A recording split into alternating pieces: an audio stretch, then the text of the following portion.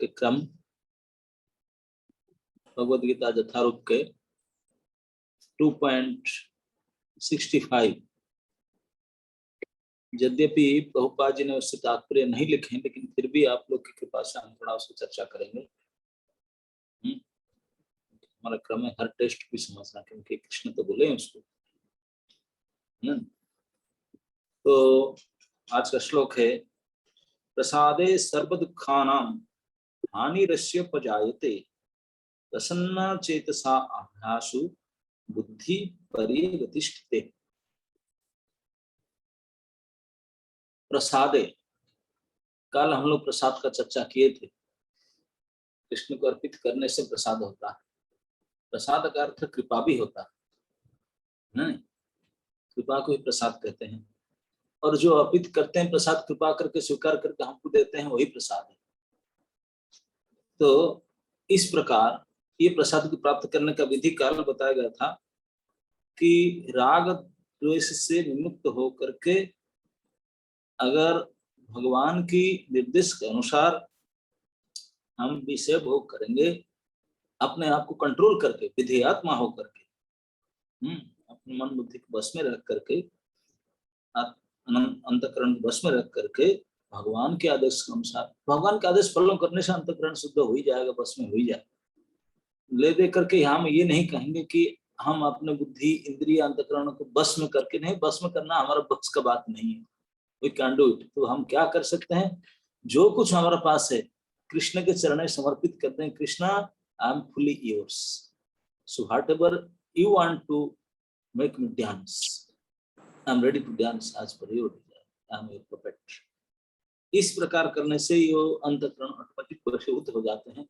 और इस प्रकार कृष्ण की इच्छा के अनुसार अगर हम अपने मन बुद्धि इंद्रिय को यूज करके विषय को ही भोग करें, तो कृष्ण के प्रसाद प्राप्त, कृष्ण प्रसन्न होंगे। कृष्ण की प्रसन्नता ही हमारे लिए प्रसाद, प्रसादम अधिगच्छति। ये प्रसाद को पाने से क्या होता है, कृष्ण की कृपा को प्राप्त करने से होता क्या है, कृष्ण अगर खुश हो जाएंगे, what will happen to us. तो कृष्ण अभी यही श्लोक में बताते हैं, प्रसादे सर्व दुखानां हानिर अस्य उपजायते। इस प्रसाद को, कृष्ण की कृपा, कृष्ण की प्रसन्नता हो जाने से, इफ यू समहाउ और अदर, आपके मन बुद्धि इंद्रियां एफर्ट्स किसी प्रकार के द्वारा अगर आप कृष्ण को या कृष्ण जन को प्रसन्न कर लिए, तो क्या मिलेगा, सर्व दुखानां हानि, समस्त दुख शोक का हानि हो जाएगा। अस्य, जिन्होंने किया, जिन्होंने भगवान खुश किया, उसका सारे दुखों का हानि हो जाएगा। उपजाए तो मतलब हो जाएगा, सारे दुख खत्म हो जाएगा। प्रसन्न चेतसा ही आसु बुद्धि पर्यवतिष्ठिते, और वो प्रसन्न चित्त हो जाएगा। भगवान को प्रसन्न करने से वो स्वयं, उनका चित्त प्रसन्न हो जाएगा, उनका हृदय प्रसन्न हो जाएगा, चित्त की प्रसन्नता हो जाएगा, प्रसन्न चेतसा, और जल्दी हो जाएगा प्रसन्न चित्त की प्रसन्नता। और चित्त की प्रसन्नता हो सकती, क्या होगा, बुद्धि पर्यवतिष्ठित, उनका बुद्धि बिल्कुल ठिकाने में लग जाएगा, भगवान चरण में अड़ी टिक जाएगा, बुद्धि में निश्चयात्मक की इस बात को धारण कर लगा, और उनके मन में चंचलता आदि कुछ आ नहीं सकता, बुद्धि बिल्कुल टिकाऊ हो जाएगा। पर्यवतिष्ठिते, सर्वत भावेन अभिष्ट प्राप्ति में स्थिर हो जाते हैं, हर प्रकार से अपने अभिष्ट में टिक जाएगा। अभिष्ट प्राप्ति में, हमारा अभिष्ट प्राप्ति क्या है, हम भगवान के अच्छे सेवक बने, प्रेम पूर्ण सेवा करें, और जो इस प्रकार भगवत संबंध है, जो अपना अभिष्ट है, इस अभिष्ट प्राप्ति में बुद्धि बिल्कुल टिक जाएगा। ओके, तो बुद्धि पर्यवतिष्ठित, बुद्धि का इस प्रकार ठिकाना में आ जाना और बिल्कुल अवस्थित हो जाना कि हम कृष्ण के हैं और कृष्ण के लिए ही हैं, सब कुछ कृष्ण को अर्पण करना, यही हमारे जीवन का एकमात्र लक्ष्य है। और हमारे मन बुद्धि इंद्रियों को केवल कृष्ण की इच्छा के अनुसार उपयोग करें, ये है क्या, यही तो भक्ति है। तो भगवान इनडायरेक्टली वही कहते हैं कि चित्त की प्रसन्नता कैसे प्राप्त होती है। चित्त की प्रसन्नता प्रसादे अधिगच्छति, प्रसाद से प्राप्त होता है। प्रसाद की कैसे प्राप्त होता भगवान की कृपा? ना भक्ति से। भक्ति के बिना, भगवान के भक्ति के बिना चित्त की प्रसन्नता और कोई कोई प्रकार से असंभव है, किसी प्रकार से हो ही नहीं सकता। दैट इज फैक्ट, है ना। चित्त की प्रसन्नता किसी प्रकार से हो नहीं सकता। तो यहाँ जो भगवान कहते बुद्धि परिवधिष्ठित है, उनकी बुद्धि सर्वत भावना अभिष्ट प्राप्ति पर स्थिर हो जाता है। अपना अपना एक तो हम लोग को अपना अभिष्ट बनाना चाहिए।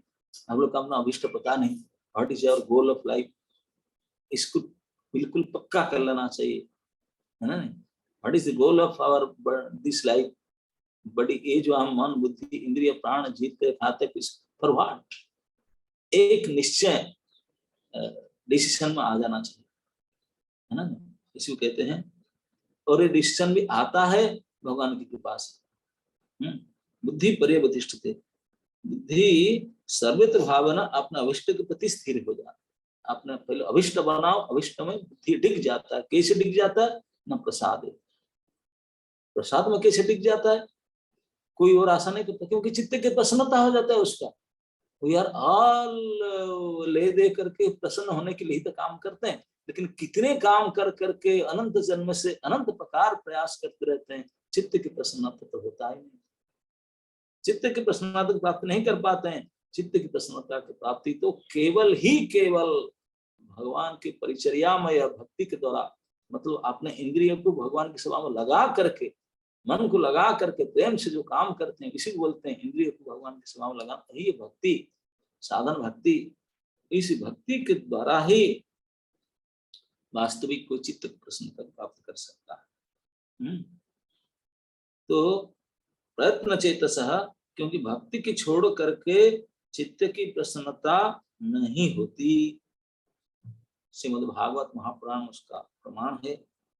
भागवत के प्रथम स्कंद के व्यास नारद संवाद, प्रथम स्कंद के 5वां अध्याय पढ़ो। इसमें व्यास जी नारद से मिलते हैं। नारद जी उनके गुरु हैं, और व्यास तो साक्षात भगवत अवतार है, भगवान के ज्ञान अवतार। उन्होंने अपने जीवन को बिल्कुल ज्ञान के हिसाब से ट्रेंड किए थे, और वेद पुराण इतिहास उपनिषद को रचना किए थे, महाभारत तक रचना किए थे, जितने धर्म कर्म सब दुनिया को सब कुछ किए थे, धर्म के अनुसार आचरण किए थे। ये सब वेदांत सूत्र को प्रणयन करने के बाद भी उनका चित्त प्रफुल्लित नहीं था, उनका चित्त असंतोष था। और वो बड़े असंतोष मन करके, आप भागवत जो पढ़े फर्स्ट कांड में पढ़िए, उन्होंने बड़े उदास होकर बैठे थे हिमालय में, बद्री क्षेत्र में, सरस्वती नदी के तट में। हम बोलते हिमालय चले जाने से हमारा मन ठीक हो जाएगा, हम सही हो जाएंगे। अरे सो तो हिमालय में ही रहते थे, उनका घर यही था, उनका परमानेंट एड्रेस वही था।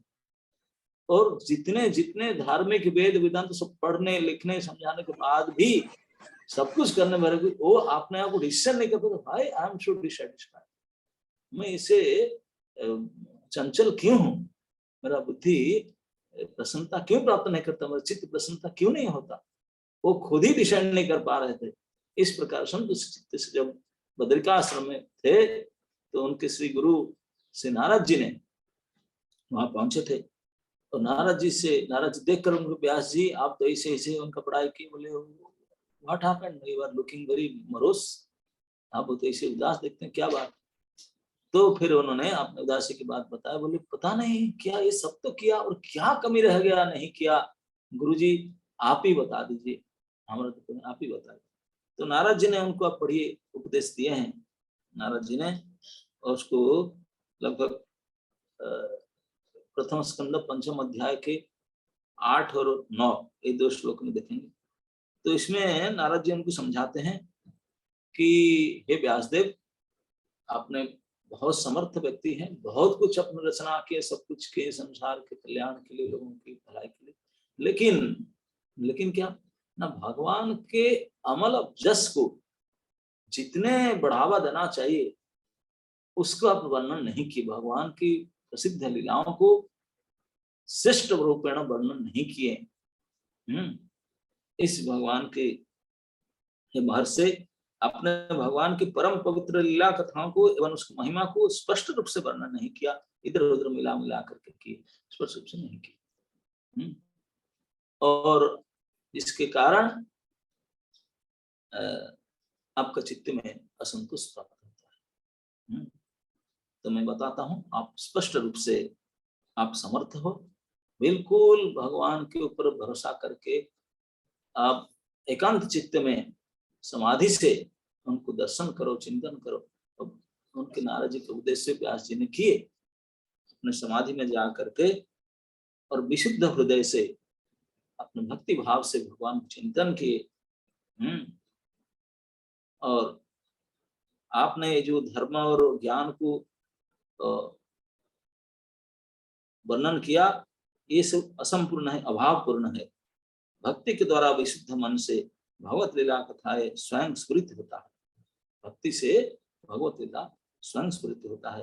नारद जी के उपदेश से व्यास ने भक्ति योग द्वारा पवित्र हृदय में स्वयं भगवान कृष्ण की ऐश्वर्य और माधुर्यमय लीला को दर्शन किया, और उनकी इस समाधि में उपलब्ध भगवान की लीला कथा ही भगवान के परम प्रिय श्री भागवत ग्रंथ है, जिसके अनुशीलन से, इस भागवत के अनुशीलन से शोक मोह आदि का दूर हो जाता है और भगवान ब्रजेंद्र नंदन की भक्ति उदय होता है। भागवत में श्लोक में लिखा गया है 177, यस्या वै श्रियमाणायां कृष्णे परम पुरुषे भक्तिरुत्तद्यते पुंसः शोक मोह भयापहा। आप देख सकते हैं 177, जस्या वै श्रियमाणम, जस्या मन जिन भागवत ग्रंथ को सुनने से कृष्णे परम पुरुष है, परम पुरुष कृष्ण में भक्ति उत्पद्यते, भक्ति उत्पन्न हो जाएगा, और इस भक्ति उत्पन्न होने से पुरुष का शोक मोह भय अपहा दूर हो जाए। आप यही चाहते ना मेरे आपके शोक मोह और भय दूर हो जाए, इस भक्ति के द्वारा, भागवत श्रवण के द्वारा दूर होता है। तो कहने का ही ये, भगवान की भक्ति की ही द्वारा ही चित्त की प्रसन्नता होता है, सभी दुख दूर हो जाता है और अल्पकाल में अनायासी अभिष्ट प्राप्ति हो जाता है सब प्रकार से। तो इसका प्रमाण श्री भागवत में प्रथम स्कंद में व्यास नारद के होता है। तो अर्थात इसमें यह समझ में आता है कि हम लोग का जो वर्तमान स्थिति है, पूरे संसारी लोगों का स्थिति है, जिसमें निरंतर काम लोभ आदि में मन वशीभूत रहता है कि नहीं?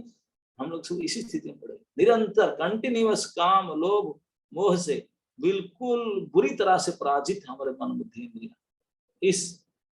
इसमें अब बाकी कुछ हो नहीं पाता, चित्त प्रश्न तो हो ही नहीं सकता।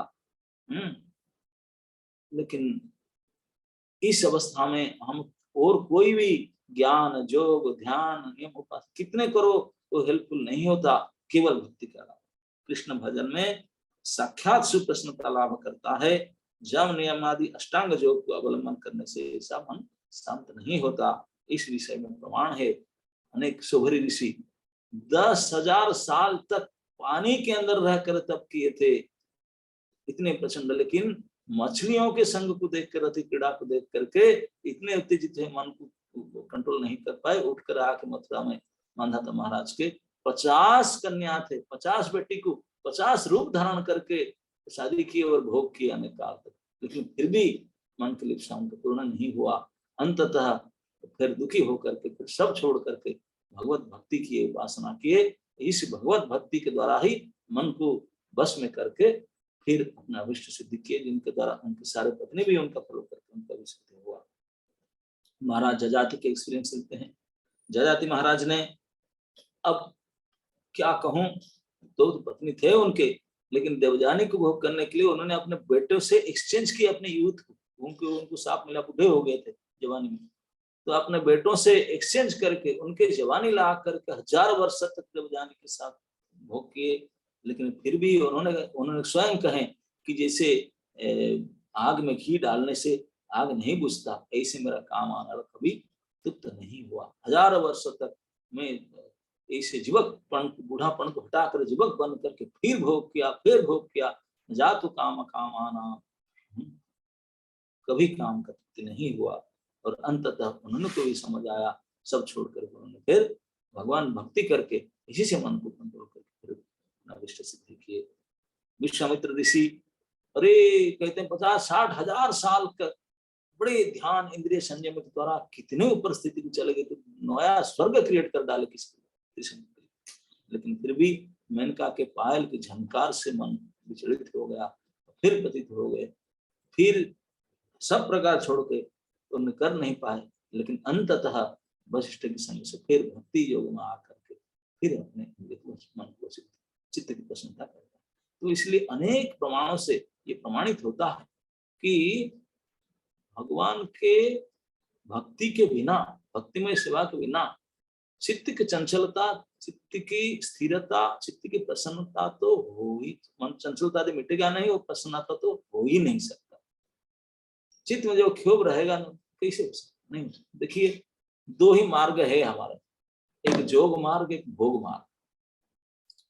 यहाँ भगवान कहते हैं कि कोई जो राग और द्वेष से रहित होकर के, राग द्वेष से रहित होकर, राग द्वेष समझते ना, लाइकिंग डिसलाइकिंग, गोपनीय लिखती है, अटैचमेंट और आवर्सन, लाइकिंग डिसलाइक से ऊपर उठ जाओ कि मेरा कोई लाइक नहीं होना चाहिए, मैं तो नौकर हूँ, मेरे लाइक डिसलाइक से हट गया, कृष्ण के लाइक डिसलाइक में स्वीकार करो। इस प्रकार लाइक डिसलाइक अपने जो मान और ये जो क्रोध और द्वेष नहीं, राग और द्वेष से रहित होकर ऊपर उठ करके अगर आप भगवान के साथ जुड़ करके इंद्रियों को भोग भी करो, अपने इंद्रियों की तरफ विषय को भोग भी करो, तभी आप मन विचलित नहीं होगा, आप बंधन में नहीं होगे, बल्कि भगवत प्राप्ति कर लोगे, आपको कर्म बंधन नहीं लगे।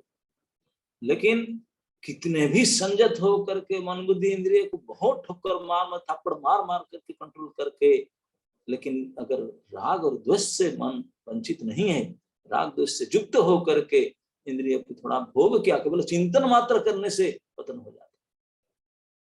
अगर राग द्वेष से मुक्त हुए बिना, भगवान से जुड़े बिना, इंद्रियों को भोगे नहीं, भोगने के लिए प्लानिंग के चिंतन किए गए काम।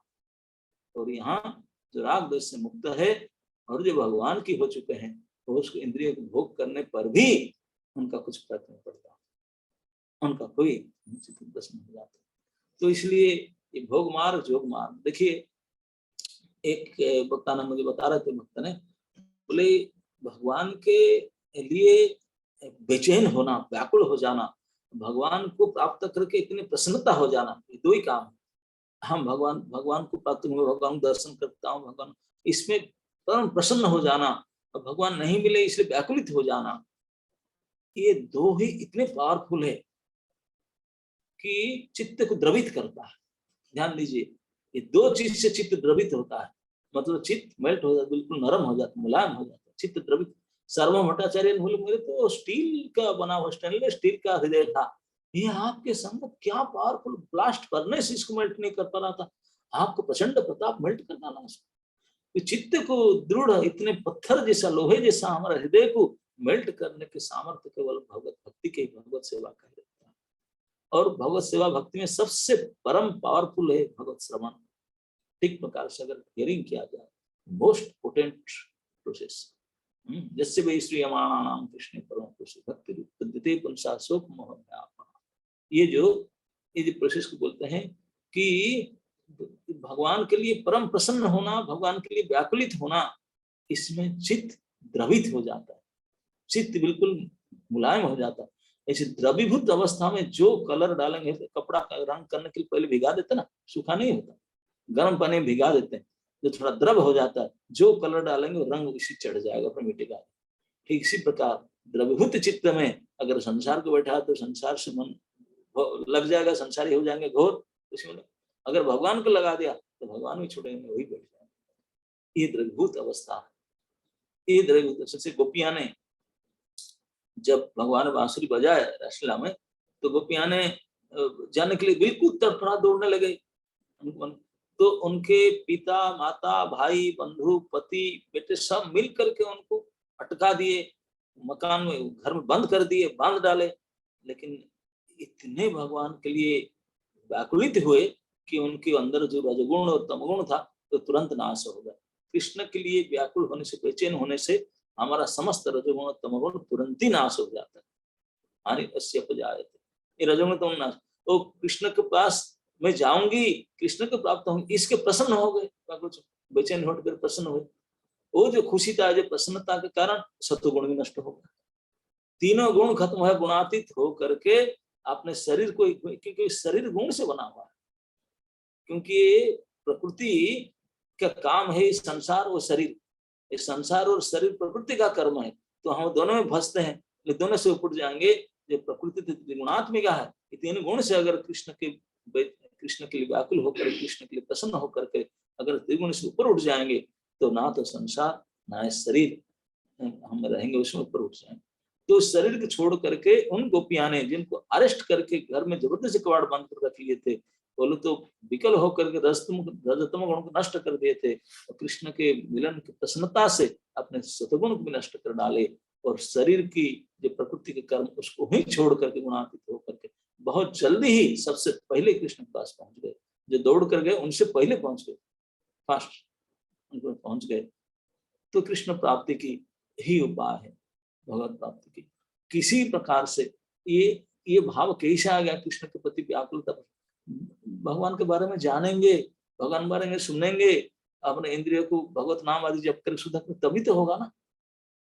मन इंद्रिया भगवान की सेवा में लगकर शुद्ध होगा, और उसके साथ साथ सबसे प्रबल भक्ति के प्राप्त प्रभावशाली है श्रवणम, उसके बाद कीर्तन स्मरण जो भी होगा, इसे ऑथेंटिक में भागवत श्रवण करेंगे तो मन मल निकल जाएगा और हृदय में भक्ति उत्पन्न हो जाएगा, और इस भक्ति के द्वारा ही चित्त प्रसन्न हो जाए। चित्त जिसका प्रसन्न हो जाएगा, फिर उनका हानि अस्य उपजायते, किसके हानि होगा?